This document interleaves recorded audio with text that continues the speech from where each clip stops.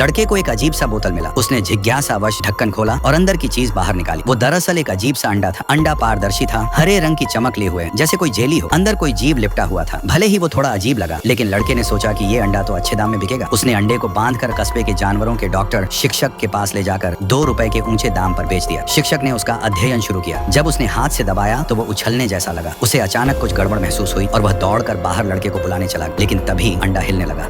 अंडे के बीच से एक नन्हा पंजा बाहर निकला और कुछ ही झटकों में खोल टूट गया। गॉडजिला का पूर्वज जन्म ले चुका था। इसी दौरान शाओ मेई घर लौटी। दरवाजे से अंदर आते ही उस छोटे राक्षस को देखकर डर गई। उसने तुरंत अपने पिता को बुलाया। शिक्षक यह नजारा देखकर हैरान और रोमांचित हो गया, क्योंकि उसने ऐसा अजीब जीव पहले कभी नहीं देखा था। उसने मौके का फायदा उठाकर उसे पकड़ लिया और लोहे के पिंजरे में बंद कर दिया। अगले दिन जब शिक्षक खुशी खुशी देखने आया तो सामने का दृश्य देखकर दंग रह गया। सिर्फ एक रात में ही उस छोटे राक्षस का आकार कई गुना बढ़ चुका था। इसी बीच सेना के अधिकारी कस्बे में पहुंचे। वे एक खोया हुआ जीव नमूना तलाश रहे थे। असल में 2 दिन पहले कुछ मछुआरे समुद्र में मछली पकड़ रहे थे। तभी अचानक एक अंतरिक्ष यान आ गिरा और सीधे समुद्र में धंस गया। उसमें मौजूद बाहरी ग्रह से लाए गए जीव के नमूने भी समुद्र में गिर पड़े। उन्हीं में से एक अंडा लड़के को मिला था। सेना ने उस नमूने को ढूंढने के लिए स्थानीय मछुआरों को ऊंचा इनाम देने का ऐलान किया। ये सुनकर लड़का तुरंत खड़ा हो गया और उन्हें बोतल वाली जगह दिखा दी। लेकिन बोतल का जीव तो वह पहले ही शिक्षक को बेच चुका था। फिर सेना तेजी से शिक्षक के घर पहुंची, लेकिन इस बीच शिक्षक पहले ही उस राक्षस को गुप्त रूप से बाहर ले जाकर बेचने की तैयारी कर चुका था। मगर रास्ते में गाड़ी का शेड ढीला हो गया। शाओ में तुरंत नीचे उतरकर उसे ठीक करने लगी। तभी अचानक राक्षस का पंजा बाहर निकल आया।